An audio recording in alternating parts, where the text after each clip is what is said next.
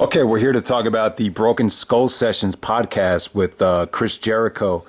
Main reason I wanted to do a video on it is when I saw the trailer, I was really shocked because at the time when you see the trailer, you start asking yourself all these different questions like, what is Jericho coming back? Did AEW, WWE make a deal? What's going on? So it was very shocking, very taboo, just the way Austin and Jericho set it up with the countdown. It just came off.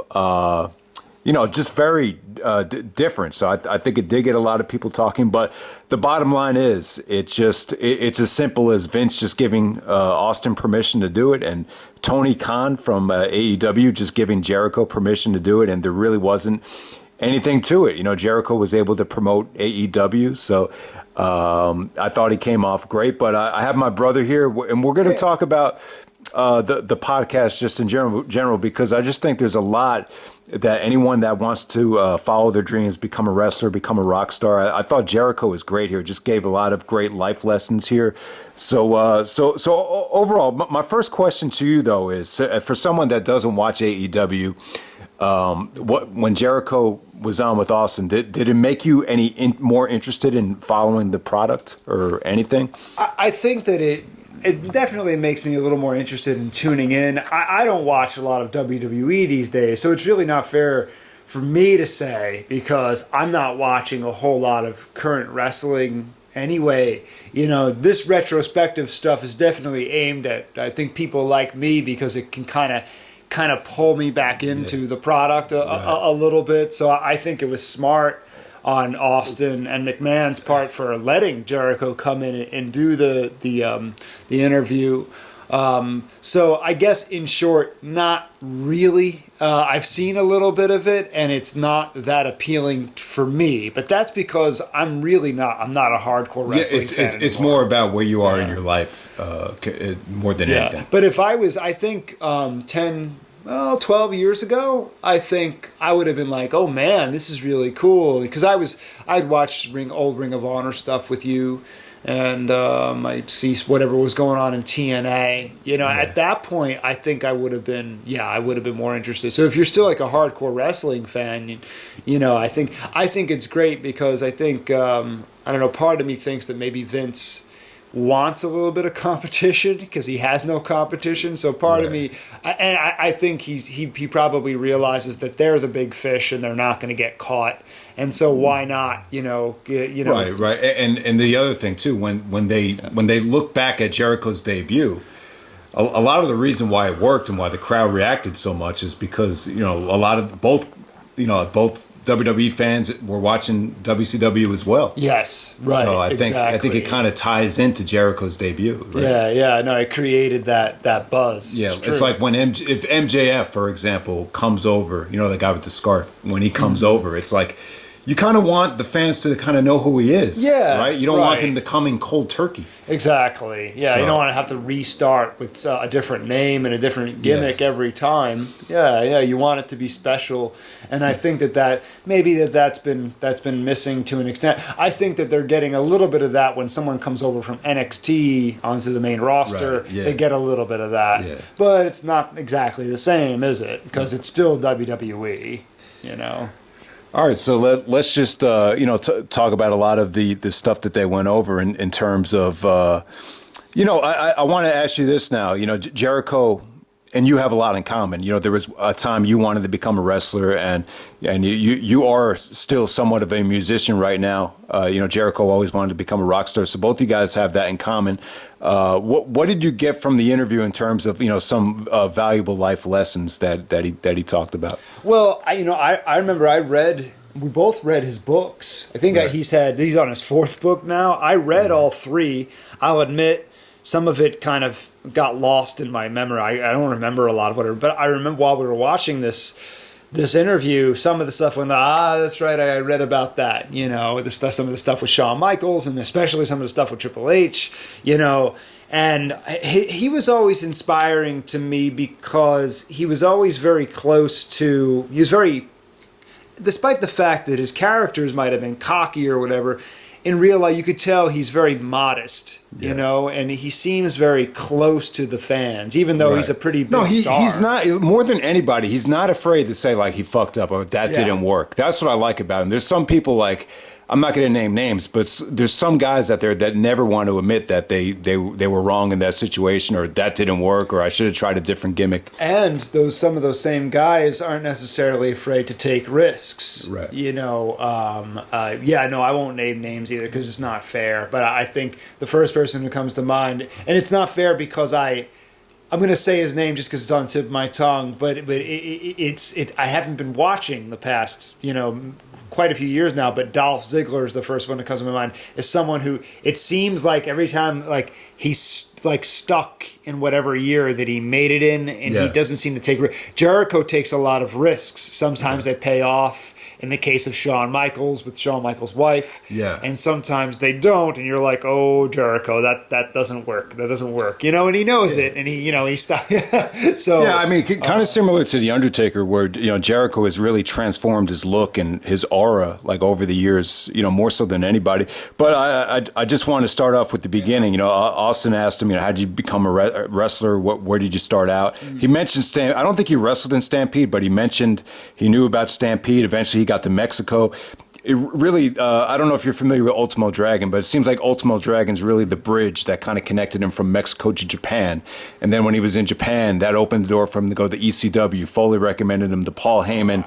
And then when he was in ECW, there was Antonio Inoki had like this wrestling convention. You had all these different promotions coming out to the West Coast. And Bischoff actually offered him a contract before he even stuck around to see his match. So Bischoff leaves, and then Jericho's in that three-way with Bam Bam Bigelow. I just want to make this point. I just think that was very indicative of how their relationship was going to play out. I just think if you're the president of a company, you need to, I don't know, I would just invest time in watching your talent instead of just leaving before they actually to me, like, that's the biggest difference between Vince and Bischoff. I remember, whether it's Beyond the Mat or whatever, I remember Vince was always like, make sure you leave me a tape. Make sure you leave me a tape. It's just very important to do scouting. I know it's time consuming, especially when you're the president of a major company, but I just thought that whole thing was just very telling of what was to come with, Bischoff and WCW and, stuff. Yeah, no, I think that's a great point. I didn't hear that story before. I thought that was kind of a cool story, especially I think he ends up beating Bam Bam, and then so for him at that stage in his career to go over Bam Bam was a big deal. It kind of came off to me like Jericho's relationship with Bischoff was like, all right, here's your 10 minutes, here's your 1 minute, just make it quick. And Jericho made a great point. He said, whether you get 1 minute, whether you get 10 minutes, that's your time, and you got to make the most of it. So I thought that was a really good advice. Yeah, absolutely. All right, yeah, and another great point that I thought he made was out of the blue, Austin just asked him, like, what kind of grades did you get in high school, or what kind of student were you? And then Jericho was like, I was terrible. I don't think Jericho was being honest, but I think he wanted to make a point where, just focus on getting out of high school, do what you got to do to, just get through it, and then you can do what you want when you get out. So I thought that was great advice, because I think a lot of kids, when they're in high school, they get overwhelmed with all the information, all the different subjects. They kind of misinterpret to themselves that they're dumb, where it had nothing to do with being dumb. It's just some people process, massive amounts of information differently than others. So absolutely, yeah, totally. And just adding on to that, he said that when he found stuff that he was passionate about, because he did go to college. I think he went to community college. Community college. When he found stuff he was passionate about in college, he did better. In classes that he was actually passionate about, and that's that's very, very true with a lot of the celebrities and people we hear about. And so, yeah, absolutely. No, and never hang your head because you may be, not as sharp in math or science, or maybe you're sharp in math, but you're not as sharp in, say, in English or history,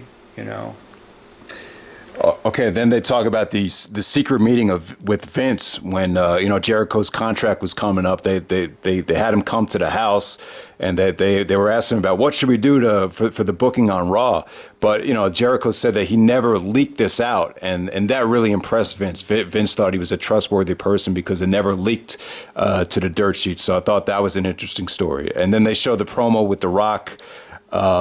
Did you have any thoughts on when Austin and Jericho were watching that promo with Rock back when he came out? It was just so well done. You got any extra thoughts? Just that pop, man. Just that pop. And we talked about it before. Just when he came out and the Jericho letters went across the screen, everybody just roared at all in unison. It's probably one of the greatest, if not the greatest, pop in wrestling history. It's funny because Jericho looks back at that promo like everything was great with the reaction and everything, but he it seems to me like he doesn't like certain things about it, like the facial expressions, maybe the way he looked or whatever. Rock was The Rock, and The Rock is always just great. He's timeless. Yeah. His approach to the microphone at that time, like he was just timeless. He really was. And Jericho's promo was dated even for that time. It didn't work. Don't get me wrong. Like some of what he did was cool, but whenever I watch that promo, I always want to like it more than I actually like. His promo was just a little. It was out of place. That's all. And he knows that. But what was cool, and now that Jericho mentioned this, I could definitely see it. He got that, from Michael Jackson, the standing to the crowd, with the back towards the crowd. He got that from Michael Jackson. That was a cool story. Yeah, makes a lot of sense.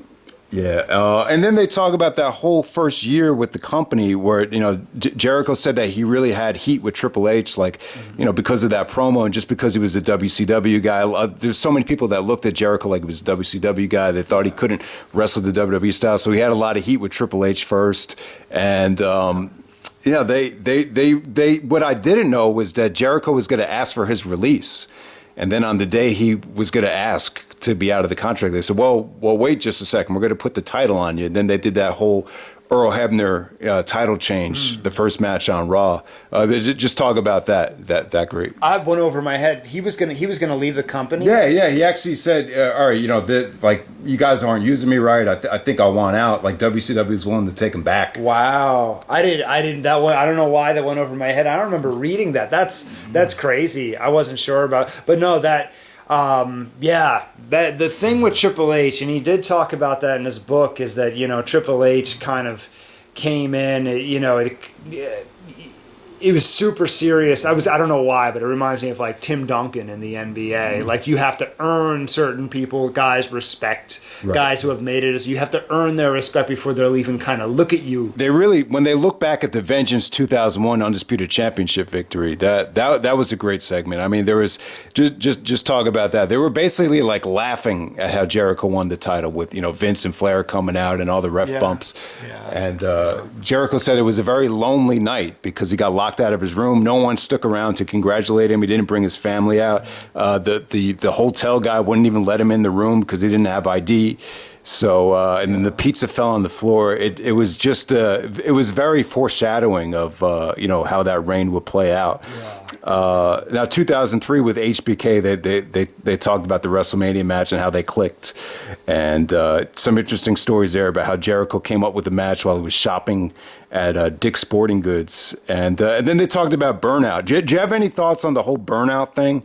When Austin actually talked about how when he wrestled Jericho, he was starting to get burned out, so he let Jericho walk him through the match, which kind of explains why some of their chemistry wasn't that great. Wow. I mean, Austin did admit that he was, I think around the winter of 2002, he was starting to get burned out. But if I had $5 for every time I heard Austin say, "I was fried, I'm fried, I can't, I'm home at the couch, JR, I'm fried," if I had a nickel or $5, I'd have about $55. Yeah, I've heard him say that, so many times. But no, that makes sense. That pizza analogy was great. That range should, if it's in a different year, you would think, oh my God, this is going to be crazy. Jericho and Austin, the Jericho Rock matches were solid, but the Jericho Austin stuff was like this should be a lot better than it is. Austin was phoning it in at that point in his career. I think a lot of it just had to do with just the way things were. The transitions to what those guys were doing at the time was just, everything just felt very rushed. It was just a very weird time with the NWO coming in and Austin going back to babyface, which I don't think a lot of people were really ready for it, to be honest with you. Yeah. And it was weird. But yeah, I mean that's definitely another topic. But yeah, the pizza analogy, when Jericho talked about if you're in front of pizza every single day, you're going to get sick of it. So he kind of used that analogy with the WWE. Plus, he was going through some health issues at the time. He just. That last year when Jericho was there, you could just definitely tell he was kind of fading out too. And Jericho has lived an incredibly dynamic life. I think that's what's inspiring to me about him, is that like when wrestling wasn't working anymore, he had music that he can go and do. Right. Which is, by the way, and plus he took acting lessons, and which really you say he took acting lessons with Marvin Nash from Reservoir Dogs, the guy that played Marvin Nash. Marvin Nash, yeah. Kurt Baltz is his name. Yeah. So Tarantino's got to bring him back for the last movie. And it definitely paid dividends for Jericho, because he totally transformed himself with that 2008 heel character. And he even admitted, like, when he came back, it was just a nostalgia act, and he just couldn't find his groove when he first came back, even though, the whole world was ready for Jericho to come back. But, after a couple months, everyone realized, it's just not clicking as well as you would have liked to at that time. But yeah, man. And then I want to make this point. This was like 2016, 2017. He had this great program with Kevin Owens where he started talking about confidence, how he was so confident that he felt like he could make anything work. And then he did this whole thing with the list and the stupid idiot thing, that he was making things that nobody else would make work, but he made them work because he was confident. He said, without confidence, there's no way you can cut a promo, or no way you could be successful at cutting promos. So he talked about how important that was. Right. Talk about how deflating it must have been if you have the best storyline going, the best program going, you're cutting the best promos of your career, you're the most over you ever were, and then all of a sudden, Goldberg and Brock Lesnar gets that spot over you after you were told you were getting it, and then it's being taken away from you. It's, I don't know, I was going to make an analogy. It's kind of the equivalent to, producing this great movie that, is one of the best movies ever made, and then all of a sudden, for no reason, they're just going to give the award to a movie that no one really likes, or a movie that's been poorly, like WrestleMania 20 with Brock and Goldberg, a movie or a situation that, stunk out the joy or was extremely poorly received. It's just deflating from a competitive standpoint, and it's a slap in the face. So I could see why Jericho, expanded his horizons and that opened the door up for him to do other things in terms of wrestling. Going to Japan, and initially that's what kind of ignited the AEW startup. Yeah, no. I think that, Jericho said, look, he understands that Brock Goldberg is a big seller. He understands that. He understands that that's a money making matchup. But he said putting him in the 2 spot, that was unacceptable to him, because he and Kevin Owens had worked so hard, and they had the crowd in the palm of their hands. And I remember you told me about that at the time. I wasn't watching. I didn't know about the list. The list stuff seems really good. I actually I wouldn't mind going back and watching some of the stuff with You Made the List. But I think that, I think it was another one of those situations where Jericho could see, like, what? We're bigger than this. We're better than this. We're not getting the treatment we deserve. I'm gonna go and I'm gonna do something for myself, and then that's inspiring, because in that case, first of all, I think Kevin Owens is one of the best guys in there. You know, and to have Jericho be in a position to do even more with him and bring him even higher, I think it's just a sign. It's time to move on, and I agree with that. And I think your analogy about the movies, that's happened in Hollywood. That's happened at the Oscars. That's happened plenty of times before. It happens in music. It happens a lot. Because people, the powers that be, the people who write the paychecks, will make the decisions about, we want to go with a sure bet.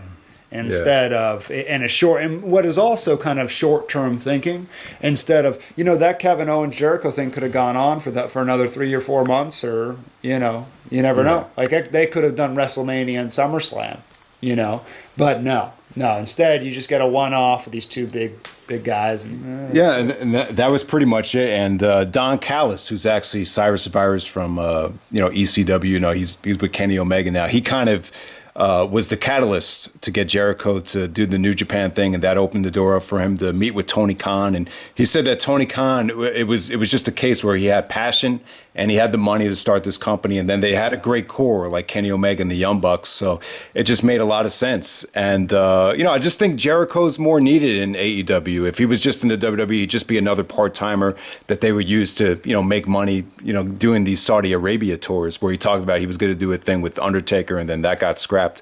But I do think that the WWE, they didn't treat Jericho like the Hall of Famer or the legend that he really is. I feel like guys like Taker or Triple H and even Goldberg have, it just seems like they treated them a lot better than Jericho. So I think that had a lot to do with it too. But Jericho did talk about the pandemic and how much of a pain in the ass it is working in the pandemic, and he feels bad for a lot of the younger talent, like an Orange Cassidy, who actually came up to him and asked him, like did that work, or what, should I try it again? And Jericho just said, hey, listen, man, I don't know, because there's no crowd, so I can't really use anything as a barometer to know if it worked or not. So I thought that was interesting to hear his frustrations of working without a crowd, and he said he thanked God Austin didn't have to deal with not working in front of a crowd. So yeah, man. So any closing thoughts?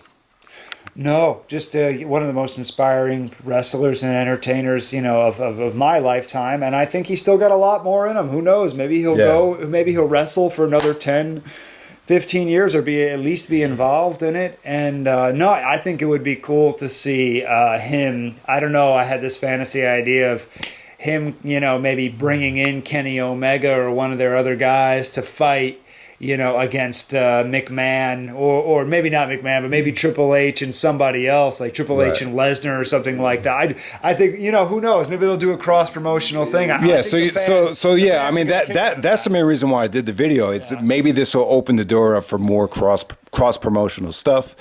But part of me kind of feels like that's too much of a headache, especially if I was the owner of either company. It's kind of like you have to deal with the negotiations of which company is going to go over. That's just not very attractive to me, that side of it, if you know what I'm saying. But yeah, man, Jericho's had. I think it's going to depend on McMahon and his guys, and like how much slack are we going to give the little guy? Like how much room? Because they have to be careful, right? They can't, if they give him too much exposure. Yeah, you don't want to. Right, they're not going to want to go give him too much. They're not going to want to give him too much. But you never know. You never know. Maybe on NXT, maybe they'll do it on a platform where they feel like, okay, we're only going to give him so much. You never know. Could be cool. Yeah, the AEW thing was kind of shocking to see, an AEW guy appearing on the WWE Network. But this is what it is. It's Austin and Jericho are the two biggest stars with the two biggest podcasts. So there's really no reason to look any further into it than anyone already did. So, but yeah, Jericho came off great here. I think he's great at this thing, because even if Austin missed something important, Jericho has the ability to just kind of fill in the gaps effortlessly. So I thought he was great in that regard, and very inspirational, and came off great. So hopefully you guys check it out. All right.